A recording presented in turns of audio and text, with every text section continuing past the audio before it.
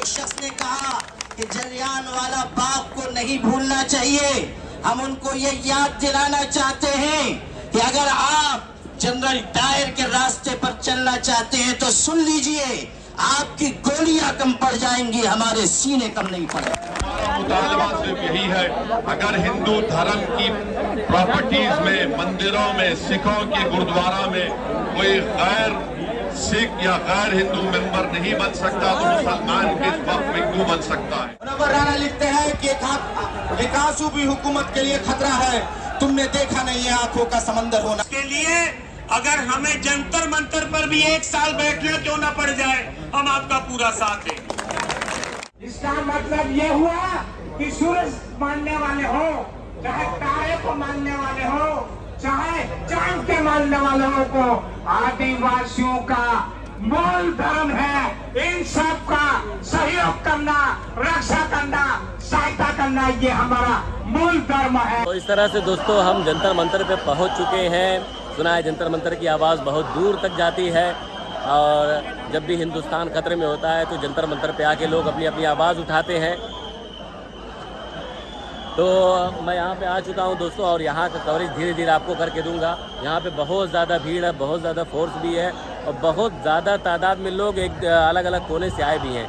आप देख सकते हैं कि चारों तरफ से यहाँ पर लोग हैं।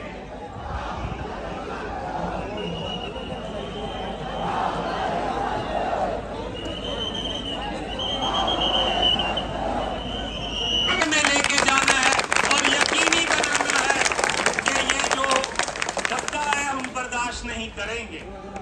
मेरी आपसे गुजारिश है, डॉक्टर इलियास साहब से, बाकी सारे जो सज्जन यहाँ पर बैठे हैं उनसे भी, इसको केवल 1 दिन का धरना मत बनाओ। मैंने इनकी जो वीडियो टॉक सुनी है, इसमें इन्होंने कहा है कि जैसे किसान भाइयों ने 1 साल तक बॉर्डर पर लड़ाई लड़कर सरकार के घुटने लगा दिए थे। सरकार मान गई कि हमको बिल वापस लेना पड़ेगा, तो अगर वक्फ बोर्ड की, औकाफ बोर्ड की जमीनों को बचाना है तो आप भी इस लंबी लड़ाई के लिए तैयार रहें और हम आपका पूरा साथ दें। और उसके लिए अगर हमें जंतर मंतर पर भी 1 साल बैठना क्यों ना पड़ जाए, हम आपका पूरा साथ दें।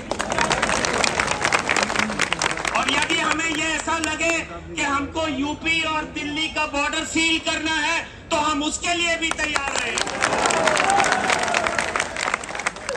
ये रीजनल लड़ाई नहीं है, ये धार्मिक लड़ाई है और धार्मिक लड़ाई धार्मिक जज्बे से ही लड़ी जा सकती है। तो आओ हम आपका पूरा साथी बनाओ कि आप साथ लें। अगला मोर्चा अगर जरूरत पड़े तो मलेरकोटले में लगाओ, लुधियाना में लगाओ और सारे हिंदुस्तान से जो मुसलमान भाई है वहां पर आए और हम सिख भाई जो है वो भी रल मिलकर आपका पूरा वहां साथ देंगे और सरकार को एक मैसेज देंगे, मुसलमान वक्फ बिल वापस लो, वक्फ बिल वापस लो, वक्फ बिल वापस लो। सिख, दलित, ट्राइबल एकता जिंदाबाद। मुस्लिम, सिख, ईसाई, दलित, ट्राइबल, बहुजन समाज एकता जिंदाबाद।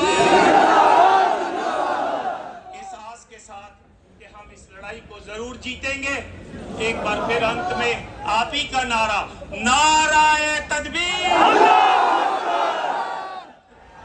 उसके साथ পশ্চিমবঙ্গের মাননীয় মুখ্যমন্ত্রী মমতা বন্দ্যোপাধ্যায়ের পক্ষ থেকে, অল ইন্ডিয়া তৃণমূল কংগ্রেসের পক্ষ থেকে এমপি হিসেবে আপনাদের দরবারে হাজির হয়েছি।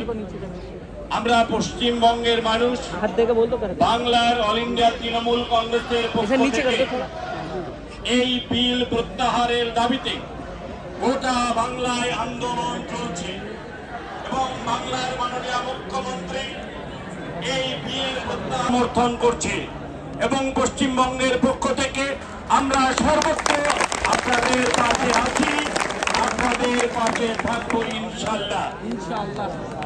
ইতিমধ্যে জয়েন্ট পার্লামেন্টারি কমিটিতে আমাদের দলের নেতা কল্যাণ বন্দ্যোপাধ্যায় এই বিল প্রত্যাহারের জন্য তার রক্ত ঝরিয়েছে, মিডিয়ার মাধ্যমে আপনারা দেখেছেন। আমরাও আগামী দিনে এই বিল প্রত্যাহারের জন্য যত দূর যেতে হয় বাংলার তৃণমূল কংগ্রেসের পক্ষ থেকে এই আন্দোলনের পাশে থেকে সর্বতভাবে আপনাদের সাহায্য এবং সমর্থন করে যাব ইনশাআল্লাহ। हुकूमत की मुदाखलत बर्दाश्त नहीं करेंगे।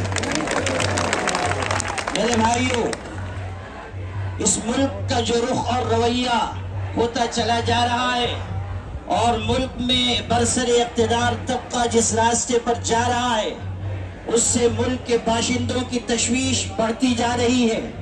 हमेशा याद रखिए, मोहब्बत मुल्कों और खानदानों को जोड़ने वाली चीज है और नफरत मुल्कों और खानदानों को तोड़ने वाली चीज है। नफरत के रास्ते पर जो लोग चल रहे हैं और मुल्क को चलाना चाहते हैं वो जान लें कि इसमें मुल्क की सालमियत और बका नहीं है। अगर मुल्क बाकी रहेगा तो मोहब्बत के साथ और एक दूसरे की मदद और ताउन के साथ बाकी रहेगा। यही पैगाम all India Muslim personal board का है कि हम सब इस मुल्क में मुत्तहिद होकर मोहब्बतों के साथ जीते रहें। हमें इस बात की, हमारे लिए ये बात निहायत अफसोसनाक है कि ज्वाइंट पार्लिमानी कमेटी ने वो रवैया अपनाया जो दोहरा रवैया कहा जा सकता है और जेपीसी के चेयरमैन ने जिस तरह का बयान चंद दिन पहले दिया है उसने ये वाजे कर दिया कि वो अमेंडमेंट बिल में तरमीमात के लिए संजीदा नहीं है बल्कि वो किसी मखसूस एजेंडे के ऊपर काम कर रहे हैं। हमारी तरफ से ये बात जब कही गई कि हम इस सिलसिले में आगे बढ़ेंगे और एहतजाज हो सकता है और ये भी मुमकिन है कि शाहीन बाग की तर्ज पर कोई एहतजाज किया जाए, तो कहने वाले एक शख्स ने कहा कि जलियांवाला बाग को नहीं भूलना चाहिए। हम उनको ये याद दिलाना चाहते हैं कि अगर आप जनरल डायर के रास्ते पर चलना चाहते हैं तो सुन लीजिए, आपकी गोलियां कम पड़ जाएंगी, हमारे सीने कम नहीं पड़ेंगे। आप किसको धमकी दे रहे हैं और आप किस कौम को मुखातब कर रहे हैं?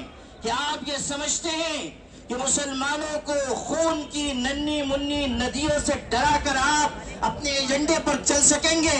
सुन लीजिए, हम वो हैं कि खून के पहले कुल्लुम से गुजर कर भी दास्तान अज़्म व अज़ीमत लिख कर आपको दिखा देंगे। मेरे भाइयों, आज ये बात की जा रही है कि हम जलियांवाला बाग बना देंगे। उस वक्त क्या हुआ था मैं याद दिलाना चाहता हूँ। जब गोलियां चलाई गई तो वहां पर हिंदू भाइयों की, सिखों की, मुसलमानों की लाशें एक दूसरे के साथ मिली हुई पड़ी हुई थी।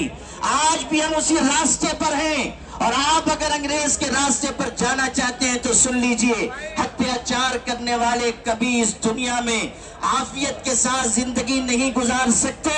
अगर आप अंग्रेजों का रास्ता चुनना चाहते हैं तो समझ लीजिए कि आपका अंजाम भी वही होगा जो अंग्रेजों का अंजाम होगा। वो मंदिर की जायदाद बन सकती है तो नरेंद्र मोदी भाई के वक्त है कि अगर कोई डिस्प्यूट होगा या गवर्नमेंट प्रॉपर्टी होगी तो वक्त का यूजर नहीं रहेगा। दिल्ली में 123 वक्त की जायदादें हैं जिस पर दिल्ली हुकूमत का दावा यह है, मरकजी हुकूमत का, कि ये गवर्नमेंट की प्रॉपर्टी है। कलेक्टर को इख्तियार देने का मतलब यही है कि तो कोई भी जाकर मरकजी हुकूमत की तरफ से, दिल्ली सरकार की तरफ से वहां पर एक नोटिस लगा देगा कि ये वक्त की प्रॉपर्टी नहीं है। हिबा को निकाल रहे हैं, ट्रांसफर ऑफ प्रॉपर्टी में हिबा है मगर कोई गिफ्ट नहीं कर सकता वक्त की जायदाद को। नरेंद्र मोदी आजकल भारत के हमारे फजीलतुल शेख पहली बार देखा बता रहे हैं कि अगर कोई मुसलमान होता है तो उसको 5 साल तक वो वक्त को नहीं दे सकता है। भाई इसको नीचे कर लेना, इसको नीचे कर लेना। कौन से फिर ये की किताब में लिखा गया, तो इनका मकसद एक ही है कि भारत को छीन लिया जाए। मैं आपको मुसलमानों से मस्जिदों को छीनना, दरगाहों को छीनना, कब्रिस्तानों को छीनना, इवैक्यू प्रॉपर्टीज को छीनना साहब को और नीतीश कुमार को याद रखिए दुनिया जब तक कायम रहेगी अगर आप ही माफ करेगा, क्योंकि आपकी ताईद की वजह से ये बिल कानून बनेगा। इसलिए हम उनसे भी कह रहे हैं कि आप इस गैर अनकॉन्स्टिट्यूशनल बिल की ताईद मत करिए। हमारा मुतालबा सिर्फ यही है, अगर हिंदू धर्म की प्रॉपर्टीज में, मंदिरों में, सिखों के गुरुद्वारा में कोई गैर सिख या गैर हिंदू मेंबर नहीं बन सकता तो मुसलमान किस वक्त में क्यों बन सकता है। तो ये तमाम चीजें हैं, हम उम्मीद करते हैं कि हुकूमत इसका नोटिस लेगी। अगर नरेंद्र मोदी इस मुल्क के अमन को खराब करना चाहते हैं, वो मस्जिदों और मंदिरों के झगड़ों में इजाफा करना चाहते हैं, तो ये उनकी हुकूमत की जिम्मेदारी होगी। मैं यहाँ पर शुक्रिया अदा करना चाहूंगा हमारे ज्वाइंट वर्किंग कमेटी पार्लियामेंट के तमाम अरकान से, कल्याण बनर्जी साहब का, टीएमसी के राजा साहब का, डीएमके का, हमारे नासिर भाई का और मुहिबुल्लाह नदवी साहब का। हमने तमाम बड़ी कोशिशें की, हमने अपनी अपनी डिसेंट रिपोर्ट को दिया और ये अनकॉन्स्टिट्यूशनल है, इसका कोई भी फायदा वक्फ को नहीं होगा। सिर्फ वक्फ बोर्ड को बर्बाद करने के लिए, वक्फ जायदादों को लूटने के लिए हुकूमत ये एंटी कॉन्स्टिट्यूशनल और एंटी मुस्लिम काम करने जा रही है। बहुत बहुत शुक्रिया।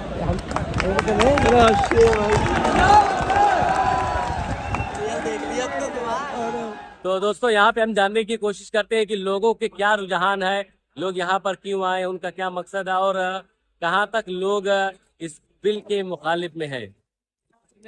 तो आप क्या कहना चाहेंगे जिस तरह से यहाँ पे लोग इकट्ठा हुए, हिंदुस्तान कोने कोने से अलग अलग इलाके की जो सब लोग आए हैं और अलग अलग इलाके से लोग आए हैं, तो आप का क्या ख्याल है, आप क्या कहना चाहेंगे, सरकार से क्या अपील करेंगे इस वीडियो के माध्यम से? सबसे पहले हम ये बताना चाहेंगे कि वक्फ तरमीम बिल जो है लोगों ने अल्लाह के लिए वक्फ कर दिया इस जमीन को। तो इसमें जो सरकार अपने नए कानून ला रहे हैं कि जमीन को, इस चीज को हमसे छीना जा रहा है, इस पे हम अपनी बात रखना चाहते हैं।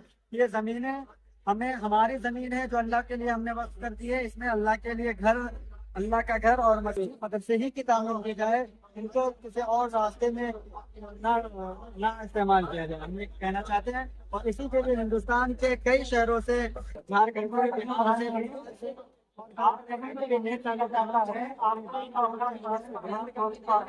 रखने के लिए।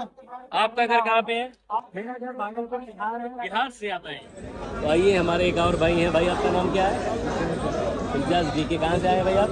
मेवात से। किस जगह मेवात में? मतलब मेवात में किस जगह से? नूह से आए हैं। नूह बहुत सुर्खियों में रहा करता है हमेशा।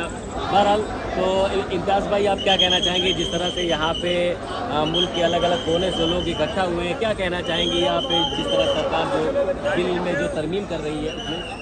सरकार ने जो बिल पास करने के जो नोटिस भेजे हैं, उसने जो नोटिस जारी किया है उस बिल को वापसी लिया है। हमारी गुहार ये है कि हम यहाँ आने का जो हमारा मकसद था वो यही है, सिर्फ हमारा यहाँ आने का जो मकसद था वो यही है कि सरकार उस बिल को वापसी ले।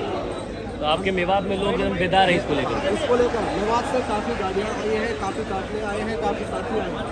और हम एक संगठन से भी हैं, मेवात स्टूडेंट यूनिटी से। अच्छा माशाल्लाह। मेवात छात्र एकता संगठन से काफ़ी साथी यहाँ पर मौजूद हैं, जो कि अभी फिलहाल प्रोटेस्ट के अंदर हैं, साथी और उनकी तलाश में हैं, तो वो साथी होंगे।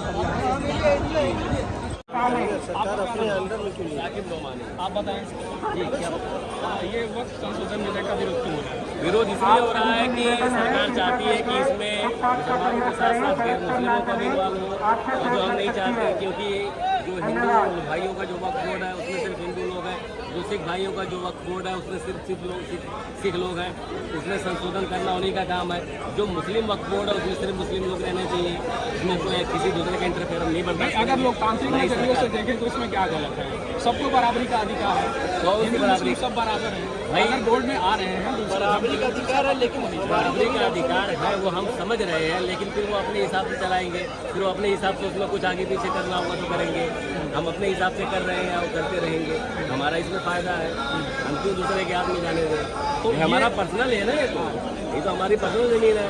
अब हमारे पर्सनल घर में हम, भाई आप कहेंगे कि आपका पड़ोसी भूखा है, हम खाना दे देंगे ला के, प्यासा पानी दे देंगे, लेकिन आप कहेंगे भाई आपका पड़ोसी आपके घर रहना चाहता है पूरी तरह हयात ज़िंदगी भर, तो ये तो कोई भी पड़ोसी ऐसा नहीं है, मतलब कोई भी ऐसा नहीं करेगा ना, तो उसको घर बना के दे देगा, लेकिन पर्सनली में नहीं रखेगा। ये तो मानेंगे कि बहुत में कई खामियां हैं जिनमें सुधार की जरूरत है। भाई अगर सरकार हमारी हमदर्द है तो हमारी खामियों पर हमें खबरदार करे, हमें बताए कि आप गलत कर रहे हो या आपको सही कर। हमारी ज़मीन रजिस्टर नहीं है, सरकार जो हमदर्द है हमारी ज़मीन रजिस्टर कर, हमारे प्यार से अच्छी तरह से सारे कागजात हमारे सपोर्ट करें,